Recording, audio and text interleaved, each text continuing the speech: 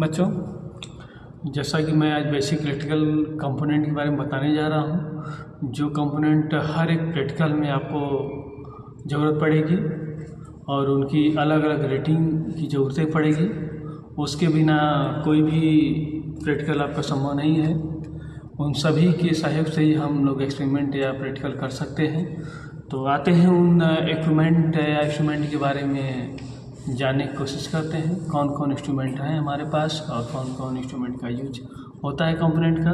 तो हम अब इस पर आते हैं, टेबल पर देखते हैं। ये हमारा वाइट है, ब्रेडबोर्ड है। हम इसको एक वाइट ब्रेडबोर्ड करते हैं। एक जैसा एक ब्रेड की तरह दिखता है, बेसिकली उसी के नाम पर ही इसको हम वाइट ब्रेड का नाम दे दिए हैं, ताकि देखिए हो जाता है अलग अलग, इसलिए हम लोग इसको वाइट ब्रेडबोर्ड कहते हैं। इसमें देखिए दो पार्ट होते हैं, एक वर्टिकल होता है, एक हॉरिजॉन्टल। तो हॉरिजॉन्टल मेरा ये और ये होता है, ये दोनों पार्ट हॉरिजॉन्टल होता है और ये मेरा वर्टिकल होते हैं। ये और ये दोनों वर्टिकल होते हैं। तो जैसा मैं बता रहा हूँ, देखिए ये मेरा हॉरिजॉन्टल, ये दोनों हॉरिजॉन्टल पार्ट है और ये दोनों पार्ट हमारा वर्टिकल है। जैसा कि बच्चों आपको कन्फ्यूजन कि ये है क्या, इसका यूज क्या होता है। हम इसको एक प्रोजेक्ट के तौर पर यूज करते हैं, ताकि जो प्रोजेक्ट हमारा हम बनाते हैं ख़राब ना हो पाए। तो देखते हैं, ये देखिए हमारा, हम इसको देख रहे हैं। तो ये हमारा हॉरिजॉन्टल पार्ट है, ये मेरा वर्टिकल पार्ट है। तो ये इसको वाइट ब्रेडबोर्ड कहते हैं। और देखिए हमारा ये कनेक्टिंग वायर है, ये कनेक्टिंग वायर है।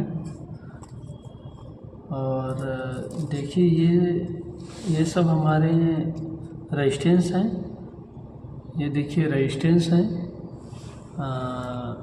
रेजिस्टेंस है। ये देखिए इनको हम उसी तरह मार्केट में नहीं ले सकते हैं, या उसी तरह हम किसी भी प्रोजेक्ट में इसको लगा नहीं सकते हैं, क्योंकि इनकी अलग अलग रेटिंग होती है। तो इनकी रेटिंग को जानने के लिए हमको कलर कोडिंग पढ़ना पड़ेगा। कलर कोडिंग से ही हम इनकी वैल्यू को देख सकते हैं कि ये कितने ओम का या कितने किलो ओम का है, क्योंकि कलर कोड अलग अलग सबका मान होती हैं या वैल्यू होते हैं। तो ये ठीक है बच्चों, ये इतना हो गया। अब हमारे पास कुछ और सामानें हैं, जैसा कि हम इसमें हैं देख रहे हैं। जैसा कि देखिए ये हमारे पास डायोड है, ये सब डायोड हैं, पीएन जंक्शन डायोड हैं। जो हम लोग पीएन और एन के मिला के हमारा पीएन जंक्शन डायोड बनता है। डायोड वो होता है जिसको हम लोग रेक्टिफायर में यूज करते हैं, जो कि एसी को डीसी में कन्वर्ट कर देता है। ये एक तरफ मेरा पॉजिटिव होता है, एक तरफ नेगेटिव होता है। ये मेरा डायोड है। उसके बाद हम आते हैं, एक होता है जीना डायोड। देखिए ये हमारा जीना डायोड होता है। जीना डायोड भी हमारा पीएन की तरह होता है। इनको हम लोग ब्रेकडाउन में यूज़ करते हैं, रिवर्स बायस में ये काम करता है। जो हम इससे पहले जो डायोड दिखाया था वो फॉरवर्ड में काम करते हैं। तो जीना डायोड का एक बेसिकली हम लोग रेगुलेटर की तरह यूज़ करते हैं, किसी भी वोल्टेज को रेगुलेट करने के लिए यूज़ करते हैं। तो आते हैं, एक हमारा एलईडी होती है। ये देखिए एलईडी बल्ब है, ये भी हमारा एक डायोड है, जो लाइट इमिटिंग डायोड होती है। ये अलग अलग कलर में आते हैं, कोई ग्रीन, कोई रेड, कोई वाइट, कोई येलो, मतलब अलग अलग कलर में आते हैं। और ये हमारा कैपेसिटर है, इलेक्ट्रोलाइटिक कैपेसिटर है, देख सकते हैं आप। इस पर अलग अलग वैल्यू लिखा रहता है। देखिए ये हमारा 470 माइक्रोफैरड है।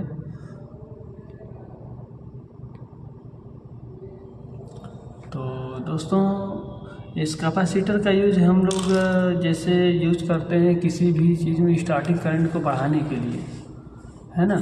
क्योंकि स्टार्टिंग में जब भी मोटर का यूज होता है तो उसको ज़्यादा करंट की ज़रूरत पड़ती है, इसलिए हम लोग कैपेसिटर को लगाते हैं, ताकि हम स्टार्टिंग करंट ज़्यादा मिल जाए। जैसे हम लोग फ़ैन की ही बात कर लेते हैं, जैसे फ़ैन में सीलिंग फ़ैन या फर्राटा में तो उसमें हम लोग स्टार्टिंग में ज़्यादा करंट की ज़रूरत पड़ती है, तो हम कैपेसिटर इसलिए लगाते हैं कि वो स्टार्टिंग में ज़्यादा करंट देता है और मशीन को रनिंग करने में मदद करती है। और दूसरी बात, जब फैन स्टार्ट हो जाती है तो स्टार्टर को या कंडेंसर को हम या कैपेसिटर को निकाल सकते हैं, अलग कर सकते हैं, ताकि हमारा उस टाइम कैपेसिटर काम ख़त्म हो जाता है।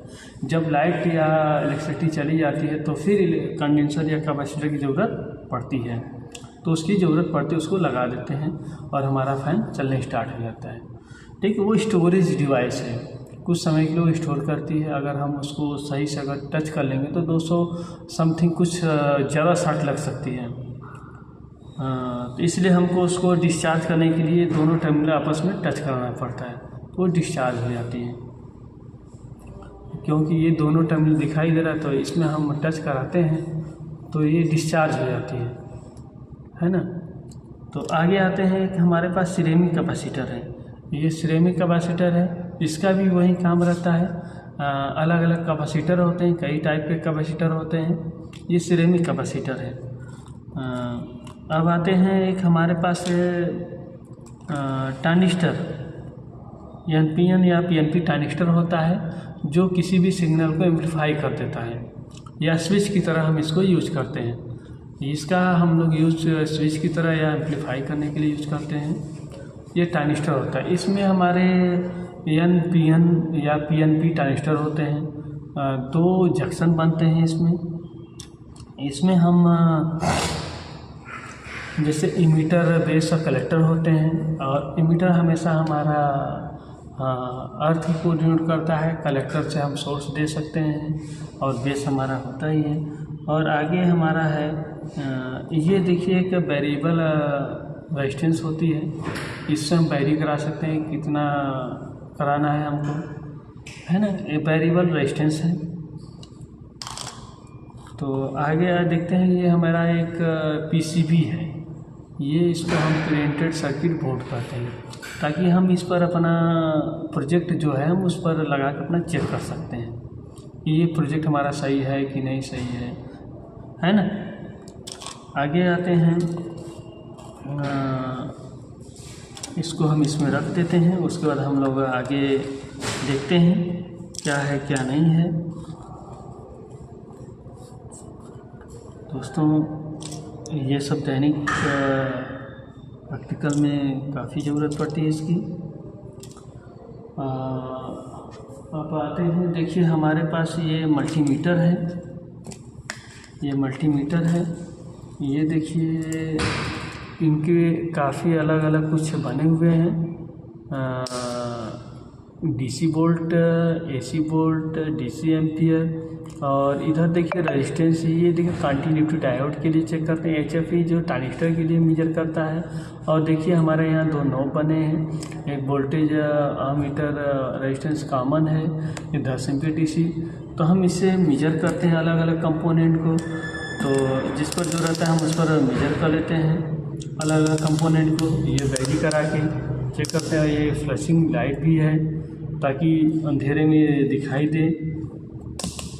तो ये इसको डिजिटल मल्टीमीटर कहते हैं। इस मल्टीमीटर से हम लोग एसी वोल्ट मेजर करते हैं, डीसी वोल्ट मेजर करते हैं, और डीसी करंट को मेजर करते हैं, रेजिस्टेंस को मेजर करते हैं, डायोड को मेजर करते हैं, और कंटिन्यूटी चेक करते हैं। अगर कोई वायर या फॉल्ट है तो हम इसे चेक कर सकते हैं।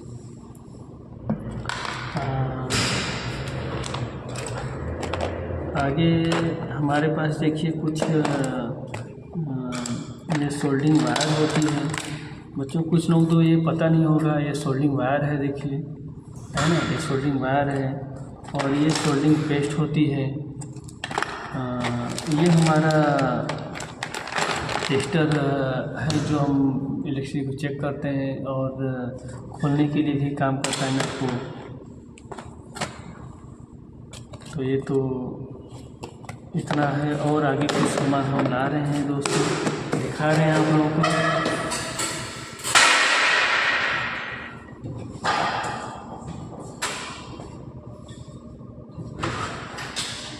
और देखिए इधर कुछ और सामान हम लाए हैं। ये देखिए हमारा जो है टैंक टेस्टर होते हैं, इससे हम लोग करंट को मेजर करते हैं। ये अमीटर भी है, वोल्ट अमीटर भी है, करंट रेजिस्टेंस को मेजर करते हैं। इससे ये देखिए हम इससे करंट को मेजर करते हैं। किसी भी सिंगल वायर में सीरीज में लगा देते हैं, ये अपने आप बता देगा। इसको हम नोब को घुमा के चेक करते हैं। तो ये काफ़ी अच्छा रहता है मल्टीमीटर। आगे देखिए ये हमारा इलेक्ट्रोलाइटिक कैपेसिटर है। ये हमारा ट्रांसफार्मर है जो एसी को हम 220 वोल्ट लेते हैं तो ये डाउन कर देता है। उतने ले लेते हैं, मतलब स्टेप डाउन ट्रांसफार्मर लगा देते हैं ताकि ज़्यादा वोल्टेज सर्किट की ज़रूरत नहीं पड़ती है। तो ये स्टेप डाउन ट्रांसफार्मर है। आगे देखिए हम लोग ये ढेर सारा ये आईसी है, इंटीग्रेटेड सर्किट होती है। इधर देखिए ये कैप ट्रांजिस्टर है, ये सिरेमिक है, एलईडी है, ये डायोड ढेर सारे हैं। ये देखिए रेगुलेटर आईसी है जो 5 वोल्ट 12 वोल्ट जितना ज़रूरत पड़ती है हम ले लेते हैं। ये देखिए ट्रांजिस्टर है ना। ये देखिए इलेक्ट्रोलाइटिक कैपेसिटर है। ये डायोड इसलिए लगे, ये रेक्टिफिकेशन करने के लिए काम करते हैं। आगे देखिए ये सोल्डरिंग है हमारे पास, सोल्डरिंग आयरन है ताकि दैनिक जीवन में हम लोग हमेशा यूज करेंगे। इस सोल्डरिंग आयरन से क्या क्या हम लोग जोड़ सकते हैं और क्या क्या जोड़ने के बाद क्या क्या निकाल सकते हैं। तो दोस्तों इतना बहुत है हमारे लिए, सोल्डरिंग आयरन हो गया, इतना बहुत है दैनिक जीवन में। आगे हम लोग नेक्स्ट क्लास में देखेंगे। तो जैसे कि हमने डायोड बताया, डायोड को रेक्टिफिकेशन में यूज करते हैं, ट्रांजिस्टर को लोड में यूज करते हैं, कैपेसिटर को किसी स्टार्टिंग करंट के देने के लिए यूज करते हैं। और ट्रांसफार्मर को जो है, ट्रांसफार्मर हमारे पास जो है ये ट्रांसफार्मर है, इसको हम स्टेप अप या स्टेप डाउन के लिए यूज करते हैं ताकि हम 220 वोल्ट लेते हैं तो 12 वोल्ट 6 वोल्ट या 6 वोल्ट 9 वोल्ट की ज़रूरत पड़ती है तो हम उसके लिए लगा लेते हैं ताकि हमको आउटपुट 12 वोल्ट या 6 वोल्ट मिले या 9 वोल्ट मिले। और ये हमारे पास दोस्तों ये हमारा डीसी